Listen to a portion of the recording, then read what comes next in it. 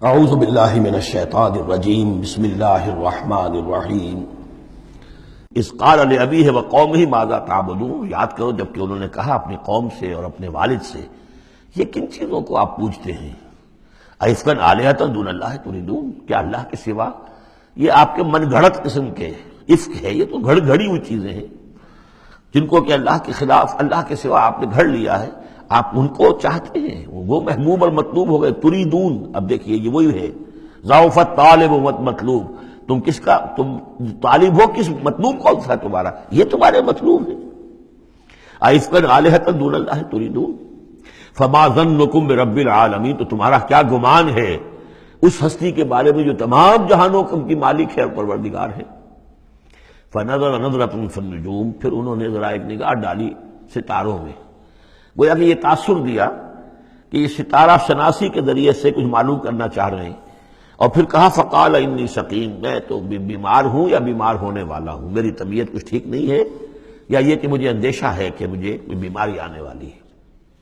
اصل میں وہی جیسا کہ میں پہلے عرض کر چکا ہوں، یہ مضمون آ چکا ہے 2 مرتبہ پہلے قرآن میں، کہ بت پرستی بھی تھی وہاں اور ستارہ پرستی بھی تھی، اور کوئی ایسا ان کا سالانہ کوئی ستارہ پرستی کا جشن تھا، جیسے جنم اشٹمی کا میلہ ہوتا ہے ہندوؤں میں، کہ سب کے سب شہر سے باہر نکل کر کسی ستارے کی پرستش کیا کرتے تھے۔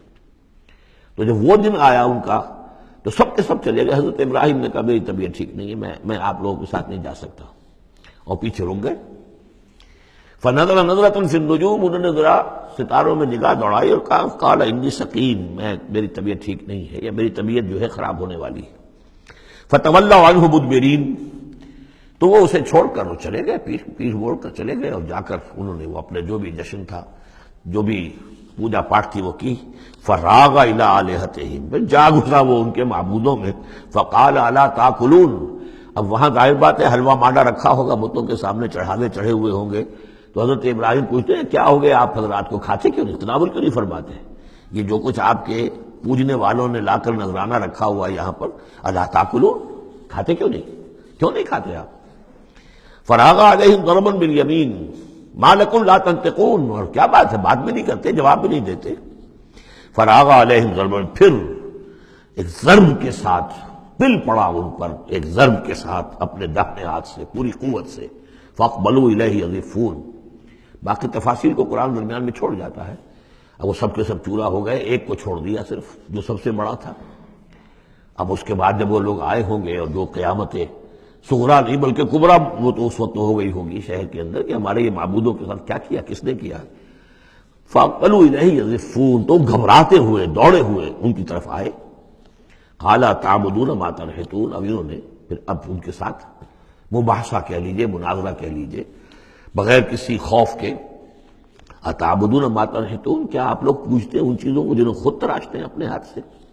واللہ خلقکم وما تعملون، یہ آیت بھی حکمت قرآنی اور فلسفہ قرآنی کے اعتبار سے بہت اہم ہے، جبکہ اللہ نے تمہیں بھی بنایا ہے اور تمہارا عمل جو ہے اس کا بھی پیدا کرنے والا اللہ ہے۔ اس پر اہل سنت کا یہ عقیدہ ہے کہ انسان کاسب عمل تو ہے، خالق عمل نہیں ہے۔ یعنی میں نے ارادہ کیا کہ میں یہ پیالہ اٹھاؤں، اس ارادہ کرنے کا معاملہ تو میرا ہے، اور اسی کے بنا پر اگر یہ ارادہ نیک ہے تو جزا، اور غلط ہے تو سزا۔ باقی یہ اٹھا سکنا اس کا، یہ میرے بس کا روگ نہیں ہے جب تک کہ اذن رب نہ ہو۔ اس لیے کہ نہ معلوم کتنی فورسز آف نیچر ہیں جس میں انوالوڈ ہیں، کتنا پریشر ہوا کا اس کے اوپر ہے۔ پھر یہ کہ میرا اپنا جسمانی نظام جو ہے، کہ میرے دماغ کا فیصلہ میرے ہاتھوں تک کنوے کرنے والے جو وہ الیکٹرک وائر ہے اندر، وہ وائرنگ میں کوئی گڑبڑ ہو جائے کہیں، لیکن یہ ساری چیزیں جو ہوتی ہیں تو اعمال کا خالق اللہ ہے، کاسب انسان ہے۔ واللہ خلقکم وما تعملون، یہاں خاص طور پر یہ اس لیے کہا جا رہا ہے کہ تم نے تراشے ہیں نا یہ، تو تم جو کچھ کرتے ہو اپنے ہاتھوں سے، تمہارے جو اعمال ہوتے ہیں ان کا خالق بھی اللہ ہے۔ قالوا ابنوا له بنیانا فالقوه فی الجحیم، انہوں نے کہا اس کے لیے ذرا ایک بڑا الاؤ بناؤ، بڑی عمارت تعمیر کرو، اور پھر اس کو ایک جہنم کے اندر جھونک دو، آگ کے اندر ڈال دو۔ فارادوا به کیدا فجعلناهم الاسفلین، تو انہوں نے اس کے ساتھ اس پر ایک داؤ آزمایا تھا، لیکن ہم نے انہی کو کر دیا نیچے، یعنی وہ شکست خوردہ۔ یہ میں اس کی وضاحت کر چکا ہوں پہلے کہ داؤ کون سا تھا۔ یہ داؤ یہ تھا کہ انہیں توقع یہ تھی کہ اب جو بہرحال الاؤ بن رہا ہے، اس میں آگ دکھائی جا رہی ہے، تو حضرت ابراہیم کے علم میں آ رہا ہے، یا ہو سکتا ہے دیکھ بھی رہے ہوں. تو انہیں توقع یہ تھی کہ یہ سارا نشہ ان کا ہرن ہو جائے گا جب یہ دیکھیں گے آگ کو، اور جب گرانے لگیں گے انہیں تو فوراً تائب ہو کر اور ہماری جو بھی ہمارے عقائد ہیں ان میں واپس آ جائیں گے. اس لیے کہ یہ آسان کام نہیں ہے. یہ ان کی چال تھی کہ یہ آ کر ان کے 14 طبق روشن ہو جائیں گے جب آگ کے کنارے پہ لا کے ان کو کھڑا کیا جائے گا. لیکن وہ تو بے خطر کود پڑا آتش نمرود میں عشق، عقل ہے محو تماشائے لبے بام ابھی. تو حضرت ابراہیم علیہ السلام نے جب یہ کچھ کیا اور پھر اللہ نے گل و گلزار بنا دیا اس آگ کو، تو وہ لوگ جو ہے نہایت ناکام اور خائب و خاسر ہوئے.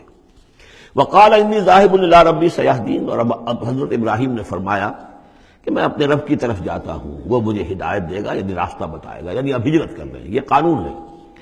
جب کسی نبی اور رسول کے قتل پر آمادہ ہو، ظاہر بات ہے کہ آمادگی سے کیا آگے بڑھ کر انہوں تو آمادگی سے بھی آگے نکل گئے ہیں، اپنی طرف سے تو ڈال ہی دیا نا آگ میں، اللہ نے بچا لیا اور بات ہے. جیسے کہ یہودیوں نے حضرت مسیح کو تو اپنے طور پر تو سولی پر چڑھا دیا، اللہ نے جو کیا وہ علیحدہ بات ہے. اللہ نے معجزے کے طور پر ان کو آسمان پر اٹھا لیا. قال انی ذاہب الی ربی سیہدین، میں تو اب اپنے رب کی طرف ہجرت کروں گا اور وہ مجھے راستہ بتائے گا، میں جاؤں کہاں. رب حب لی من الصالحین، بہت لمبا راستہ انہیں لینا پڑا ہے، اس لیے کہ یہ عراق اور شام اور فلسطین کے درمیان بہت بڑا صحرا ہے. درمیان میں یہ زیادہ تر جو شرق اردن کا پورا علاقہ بہت زبردست صحرا ہے یہ، تو ادھر سے کوئی جا ہی نہیں سکتا تھا. وہ تو وہی جو دریا کے ساتھ ساتھ جو ہے فرات کے ساتھ ساتھ ہوتے ہوئے اوپر گئے ہیں، ہاران کا علاقہ ہوتا تھا، شمالی شام کا علاقہ، پھر وہاں سے پھر نیچے اترے ہیں اور فلسطین کے علاقے میں پہنچے. بہت لمبا سفر کرنا پڑا. وقال انی ذاہب الی ربی سیہدین، صدق اللہ العظیم.